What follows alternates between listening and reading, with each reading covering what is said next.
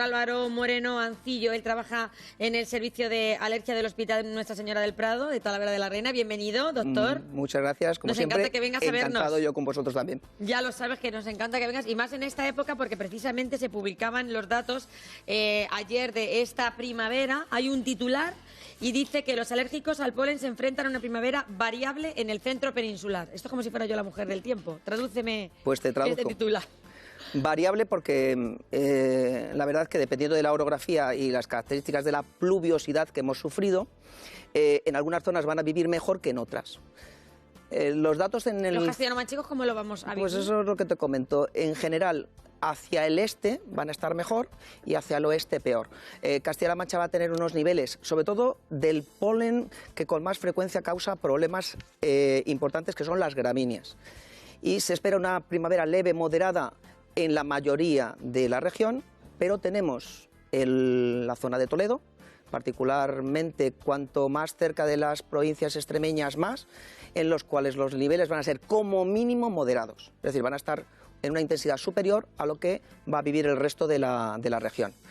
Esto sucede así prácticamente siempre. Yo vengo a decir que estamos un poco, sobre todo Talavera, en una especie de triángulo apocalíptico del polen en el que... ¿Has visto que hemos puesto ahí nosotros muy bien nuestra tabla? Sí, una tabla... Ahí con todas las plantas, ciprés, las parietarias, las gramíneas, todas las que supuestamente son las más... Están.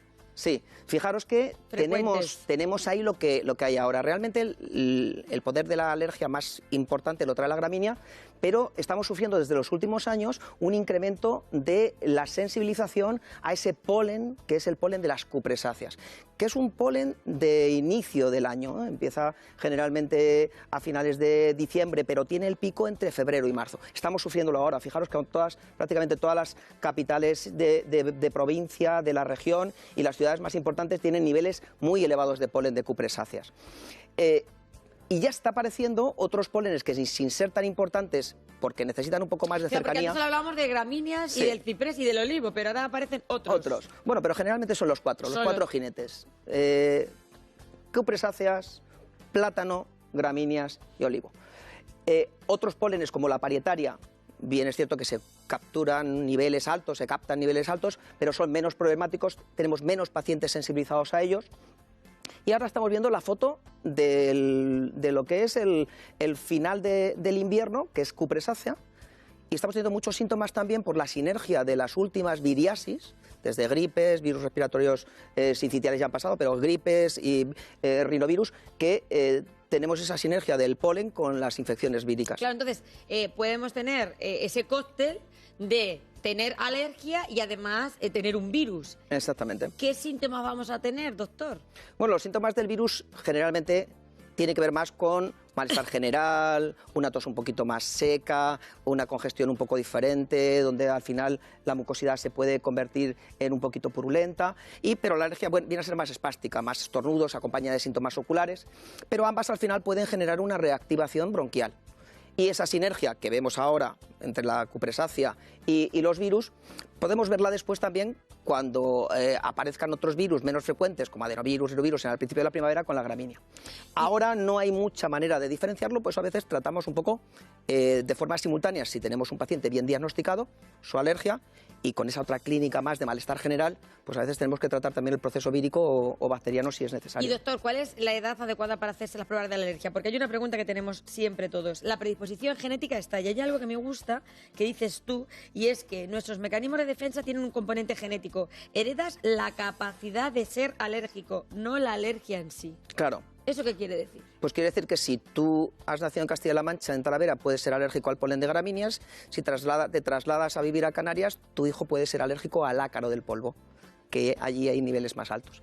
Tú heredas esa capacidad que depende del cambio de vida occidental de los últimos años, en la cual hay ciertos componentes proteicos que se enfrentan a nuestras mucosas, cutánea, digestiva, bronquial, y ejercen una respuesta exagerada a algo que debe ser normal. Algo que debe ser normal. Yo recuerdo que mi madre siempre decía, tu hermano es alérgico desde que se fue a estudiar a Murcia, porque en el pueblo no era alérgico.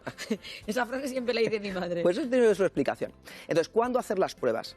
Pues depende de la enfermedad. Fíjate que la alergia alimentaria en la lactancia se diagnostica con pruebas alérgicas. ¿Tiene que ver la alergia alimentaria con este tipo de alergias? Sí. O sea, cuando hablamos de alergias, ¿tenemos que meterlo todo en el mismo saco? Pues la verdad es que sí. Es un sistema de defensa que tiene el cuerpo equivocado y que tiene una cosa que nos gusta llamar la marcha alérgica o la marcha atópica. En general, muchos niños con carga genética pueden tener en sus primeros meses de vida dermatitis atópica, que es una enfermedad de la piel con eczemas. Esa dermatitis atópica facilita tener alergia alimentaria, que en los primeros años de vida va a ser leche, huevo, después frutos secos, pescados. A medida que pasa la vida, contactas con los virus, luchas con ellos y si tienes carga ambiental potente de pólenes, de ácaros, te empiezas a sensibilizar a partir de los 3, 4, 5, cada vez un poco antes, a los aeroalergenos. Lógicamente, si tengo un paciente con clínica alimentaria, ronchas, manchas, diarreas o clínica respiratoria en el contexto de un alimento, le puedo hacer las pruebas aunque tenga 5 meses. La clínica respiratoria generalmente en el lactante y en el niño de 2-3 años, hasta 2-3 años, muchas veces es vírica, pero no importa a veces hacer las pruebas si existe una posibilidad de que haya algo ambiental o incluso un alimento que le esté jugando síntomas respiratorios. Y luego cualquier paciente que tenga carga genética en un lugar como nosotros, Toledo, o en cualquier lugar donde hay una carga ambiental importante, que tenga predisposición por sus padres y tenga sintomatología, pues hay que hacerlo y a los 5 años puedes detectarlo y a partir de ahí en adelante es la época en la que los neumoalérgenos es más frecuente que aparezcan si son, pero pueden aparecer en cualquier época de la vida. En cualquier época de la vida. Así que pruebas, si la clínica es sugestiva, no hay una época determinada. Exacto. Hay que evaluar paciente a paciente, los médicos de atención primaria están cada vez más formados, doy fe desde luego en nuestra zona y en nuestra región, y tienen la capacidad de decir, bueno, pues este paciente parece que sí, parece que no, voy a consultar con los alergólogos para que me definan un poco, que eso sirve para luego decidir qué hay que hacer. Exactamente. En primavera o ante cualquier agente, por ejemplo, los alimentos, que son terribles a veces. Ahora hablaremos de si precisamente esos síntomas se producen en alguna época más que en otra, porque parece que no sé qué ocurre, que últimamente estamos con alergia todo el año. Eso tiene mucho que ver con cómo nos estamos enfrentando al ambiente en el que vivimos. Y Álvaro, una pregunta antes que quiero hacer de un espectador, se llama Pedro, nos llama desde Sisante, en Cuenca, el teléfono está abierto, pueden mandar ustedes un WhatsApp, o si quieren ustedes pueden llamar al teléfono fijo y nos preguntan. Pedro de Sisante tiene 50 años y él nos pregunta, Álvaro, que dice que sus síntomas de la alergia van cambiando a lo largo del día. Es decir, que por la mañana tiene unos síntomas, a mediodía otros, ¿verdad, Pedro? Y luego por la tarde parece que está mejor. Entonces dice el hombre, ¿y por qué? Vale. Habría que saber Utiliza bien... vaporizadores Claro, nasales. habría que saber bien el diagnóstico que tiene él, si es polínico o no es polínico. Fíjate, a lo largo de la vida... Dice que nunca ha sido alérgico, Pedro. Y Claro. a los 50, Claro. a la mitad de la vida. Fijaros que a lo largo de la vida lo que sucede es que nuestra línea de defensa, que son esas mucosas que hay, el tapiz que tenemos en los bronquios, el tapiz que tenemos en la piel, el tapiz que tenemos en la aparato intestinal, va recibiendo estímulos de lo que hay al otro lado. Generalmente en los primeros años de vida, incluso hasta los 30 podríamos decir, la potencia de generar una respuesta específica a una alergia es mayor. A medida que pasa la vida, siendo el mismo sistema el que nota que hay algo fuera que no le gusta, la capacidad de generar una respuesta específica disminuye. Pero los síntomas son parecidos, porque las células mandan venir a las mismas sustancias que provocan la misma sintomatología. Antes le llamamos alergia, le llamamos rinitis alérgica y no alérgica o intrínseca, o asma alérgico y asma no alérgico o intrínseco. Ahora a todas estas enfermedades, si hacemos un buen diagnóstico, le tenemos que ver, le llamamos relacionadas con el sistema de defensa de mucosas tipo 2. Y eso sucede que en estas personas de mediana edad pueden detectar ambientes de una manera distinta y no estar tan claro un desencadenante. Y generalmente tiene que ver con que se han expuesto también a otras sustancias, a tabaco, problemas ambientales tóxicos, polución, que han arrancado el sistema, incluso aunque no haya una especificidad clara hacia un polen o hacia una sustancia. Esto es el peligro que tenemos con esta gente de mediana edad, o de los 50 hacia adelante, en el que soy alérgico, que nunca ha sido la soy vida. alérgico, y entonces a veces le hacemos el estudio y dicen, no es que sea usted alérgico a algo en determinado. Su respuesta emula a la alergia porque algo en lo que hay en su entorno a su sistema defensivo no le gusta. y nos sirve sobre todo en el asma grave, para clasificar pacientes para tratamientos. Si son más fácil que sean alérgicos o que tengan un sistema donde la respuesta esté muy vinculada a la alergia, daremos unos tratamientos. Si esos síntomas, que son como si fueran alergia pero no hay alergeno, tienen que ver con otras exposiciones y tienen una gravedad determinada, dependiendo del estudio que le hacemos, le ofrecemos otros tratamientos. En cualquier caso, su médico, sí que es cierto, haya o no haya esa sensibilización, sí que conviene que sea evaluado, al menos alguna vez, porque ya te digo, la alergia puede empezar también a los 50, aunque nunca yo lo haya sido. Perfectamente. ¿Y por qué hay más alergia ahora? ¿Por qué vemos más casos de alergia que antes? Pues mira, todo depende de... Incluso alimentarias. Claro, los alimentos que se han multiplicado pues de una manera exagerada, la anafilaxia por alimentos. Pues, bueno, y ponemos aquí, hacemos hincapié en el caso que tuvimos la semana pasada, que la verdad pues nos asustó. Pues luego me gustaría comentarlo. Niña de 16 años que va a tomarse un café. Pues no me gustaría comentarlo para que no se cometan errores conceptuales, que son muy importantes. Es importante que incidamos en eso. Muy importante. Bueno, hay más alergia porque hemos cambiado nuestra forma de vida en los últimos 300 años, sobre todo en los últimos 100 y más aún en los últimos 50, con respecto a los factores que nos enseñaban al sistema defensivo en los primeros meses de vida a identificar qué es lo bueno y qué es lo malo. Nosotros habíamos nacido en un mundo donde había animales, donde había un cierto grado de... En el corral de la abuela íbamos todos los días y estábamos allí con los gorrinetes, con las gallinetas. Y quizás el abandono de ese tipo de medio, además polución, cambios en la alimentación, algún que otro aditivo, cambios en la administración de antibióticos precoces durante la infancia, hay una serie de cosas que han convertido a esa mucosa, que en teoría tiene que identificar lo que es bueno y lo que es malo, en un detector de que cualquier cosa le sienta mal. Y esa cualquier cosa al final genera la fabricación de un anticuerpo que cuando se vuelve a enfrentar a esa proteína, a esa cosa, nos da la reacción alérgica. Depende de lo que hemos hecho en los últimos, básicamente, 100 años de vida.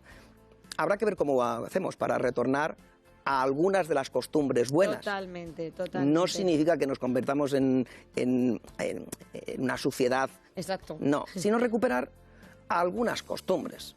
Por ejemplo, tener animales más precozmente. Siempre digo, o sea, que es una buena idea tener animales en casa y que ese niño esté en contacto con los gatos, con los perretes. Pero de animal precoz. Es decir, si soy de animal, tengo que ser de animal casi desde el embarazo. Meter un animal a los 5 años, si ya me he sensibilizado, ya es peor. Entiendo. Entonces, la modulación del sistema se produce en el primer año de vida. O sea, que el mundo animal favorece que nosotros nos encontremos más el mundo animal, contacto con digamos, medidas no exageradas de higiene, excepto y antibióticos. ahí estamos diciendo, Álvaro, cosas tan sencillas como que nos volvemos locos cuando tenemos un hijo y estamos con el método X. Eso es y vamos otra vez, y el chupete, vamos, toda la vida de Dios hemos hecho así. Nos hacían las madres, ¿te acuerdas? Y se lo metían en la boca. La madre...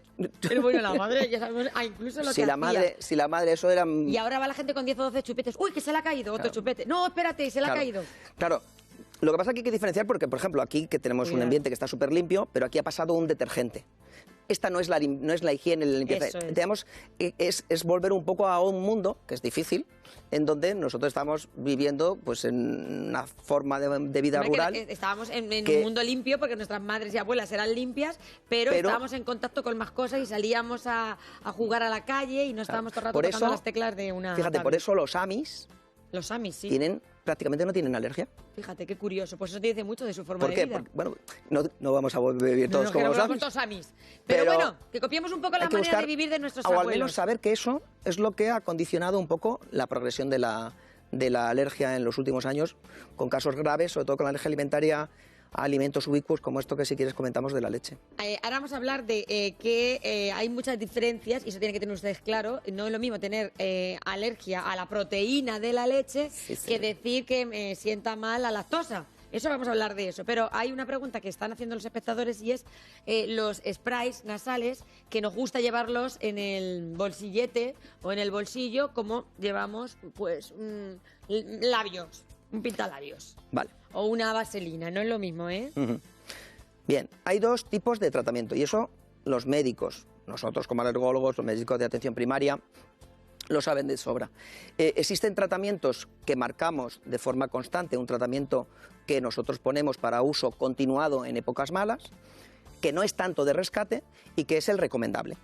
Luego existen otros fármacos que son vasoconstrictores nasales que están muy bien porque rápidamente te liberan y que no es que los vayamos a prohibir, pero que hay que modularlos porque pueden tener efecto rebote, dado que simplemente engañan un poco a la mucosa y luego la mucosa vuelve a producirlo. Entonces, tenemos miedo de que esos, en algunos pacientes, en algunos alérgicos, al final terminen acostumbrándose y el paciente se haga adicto, entre comillas, o tenga una rinitis medicamentosa, es decir, te libera, pero te vuelve a empeorar. Y otra vez vuelves a echártelo. Entonces, eso es muy importante que saber que ese tipo de medicamentos, los vasoconstrictores nasales, que no los medicamentos que nosotros ponemos por la nariz a largo plazo, los vasoconstrictores nasales, sean utilizados en un periodo recortado. En recortado de 3-4 días. Y que siempre conviene comentarlo con su médico. Y mejor unos lavados nasales con suero fisiológico, que eso no va a hacer ningún mal. Tenemos una verdadera rinitis alérgica que tenga su problema, ya comentar con un médico para poner un spray de tratamiento adecuado que lleve un poquito de corticoide nasal con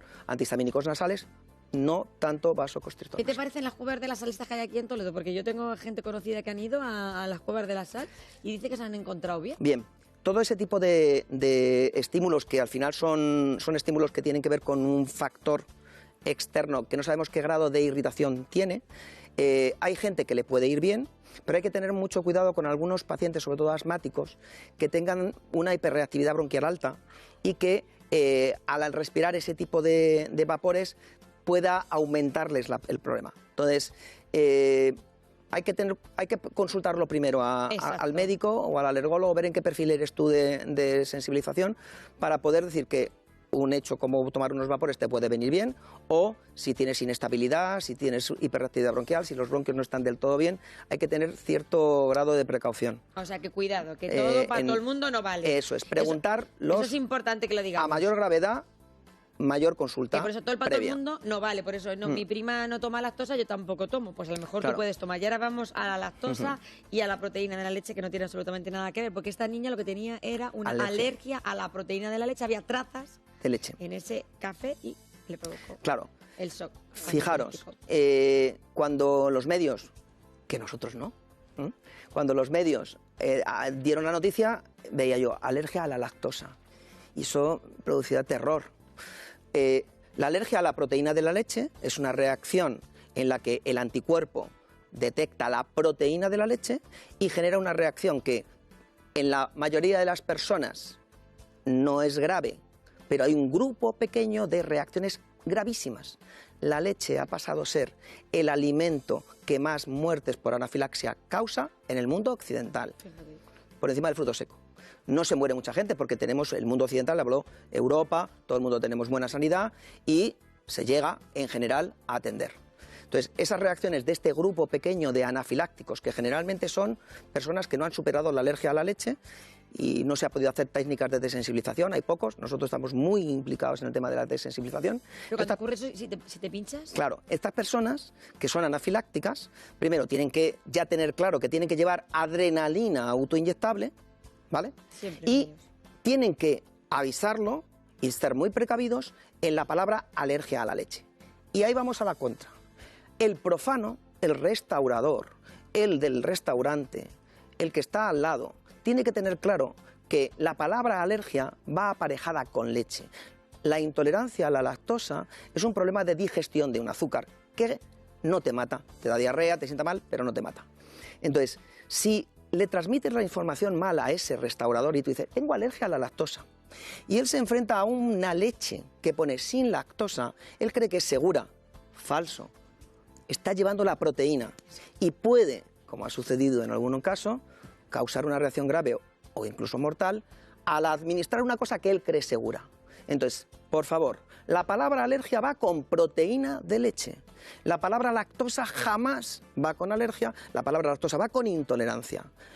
Si alguien te dice alergia, aunque se confunda y diga lactosa, tu restaurador, tu camarero, tú no le das nada de leche, ningún lácteo.